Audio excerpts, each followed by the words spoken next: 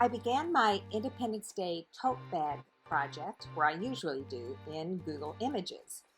Once I found the image that I liked, I saved it into my downloads folder.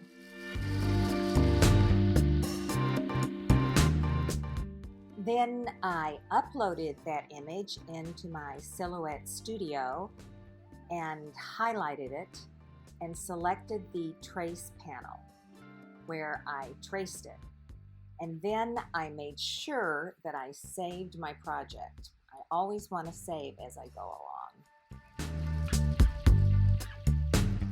I also duplicated this image because I knew I'd be using it at least 4 or 5 more times.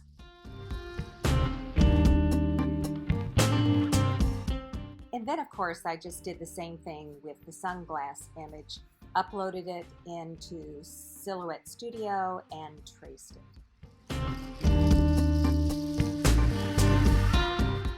Next, I started playing around and manipulating the size of the sunglass image to make sure they fit comfortably over Our Lady Liberty's nose.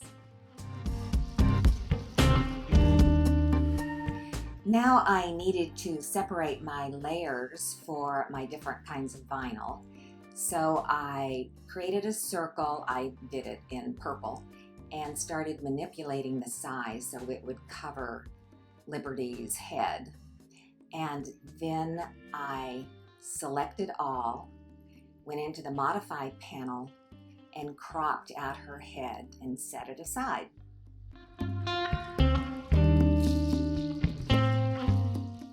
Then I did the same thing again with the circle around Liberty's head. Then I selected all and was in the Modify panel, and I used the Subtract option. Then I selected it all again and grouped it and set it aside.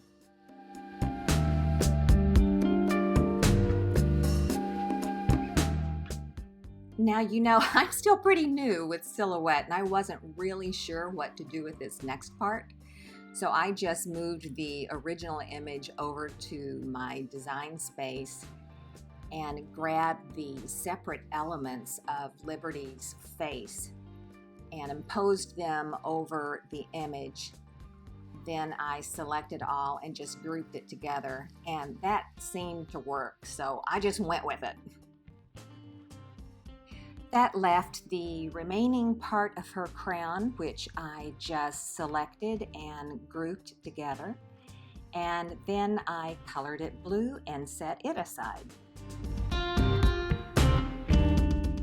Then I colored the points on her crown red and started playing around with all the different elements and manipulating the sizes to make sure everything looked appropriate and that it would fit on my tote bag.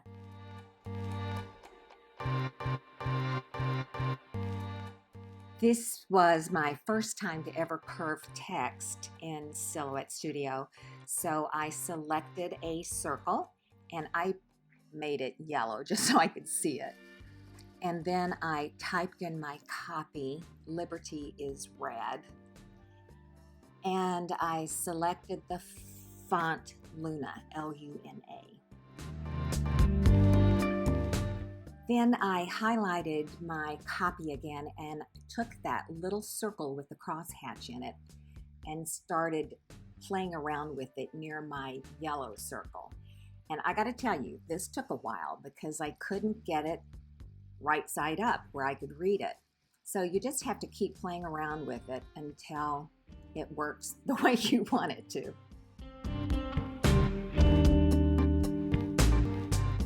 Once I finally got my copy to read right side up, I grabbed that little tiny button on the extension line and moved the copy outside of the circle.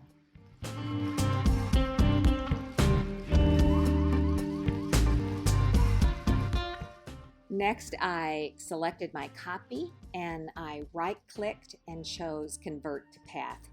This makes it so your copy is all together and you can remove your shape.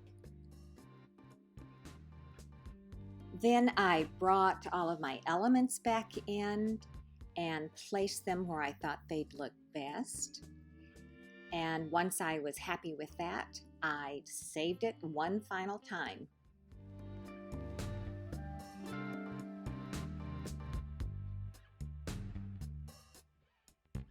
My two new favorite weeding tricks are to attach a piece of regular Scotch tape to the corner of the vinyl to help pull it up and start the weeding process.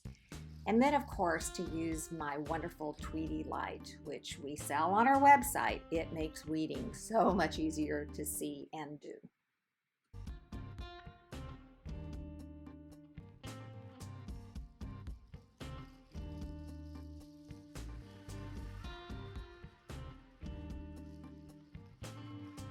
Before I heat press my project and before I turn my heat press on, I'm going to check my pressure because the other day I made something that was thicker, so I adjusted my pressure to reflect that thickness.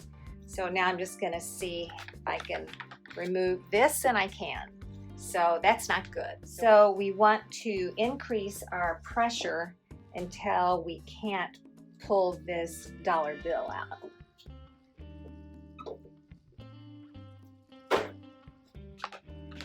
Okay, that's tight.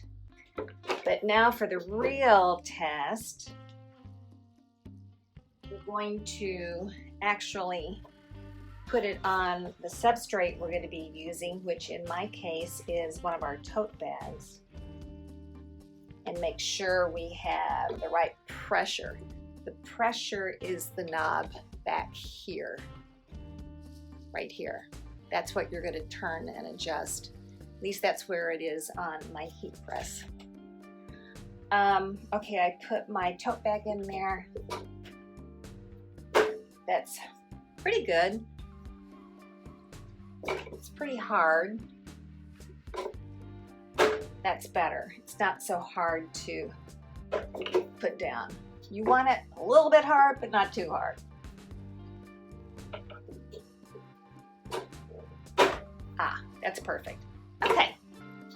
Now I can take my dollar bill back, take my tote bag back, and turn on my heat press. All right, we are ready to prep our tote bag for pressing, and I want to get the wrinkles and the moisture out first.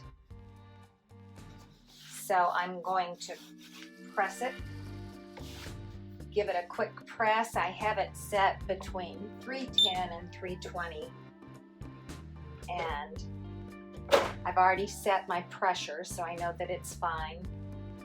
I like to pre-press because I also like to warm up the surface of my garment. I think it receives the vinyl a little bit better. That looks even, but I tell you what, I'm going to give myself a center line.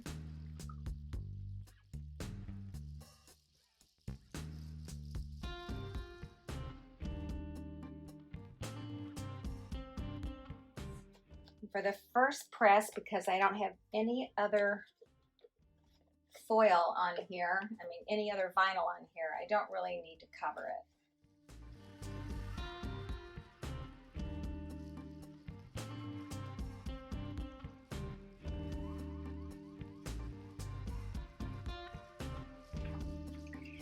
Now, because these two have to be positioned so carefully, I'm going to kind of trim this.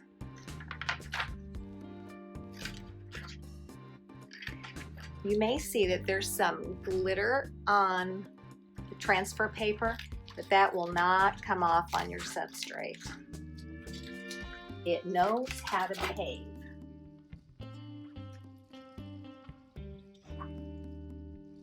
It's just going to give me an idea where that goes and where our Liberty goes. I'm going to trim her a little bit too.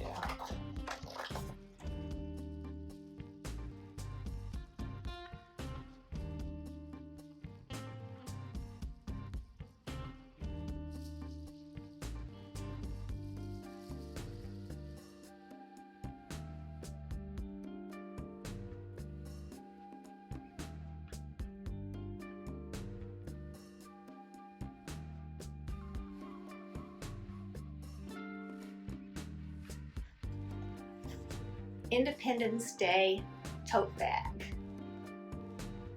It says, "Liberty is rad." Thanks, guys. For more tutorials like this, just subscribe to our YouTube channel and remember to hit the bell to be notified of all new tutorials. Thanks again, everyone.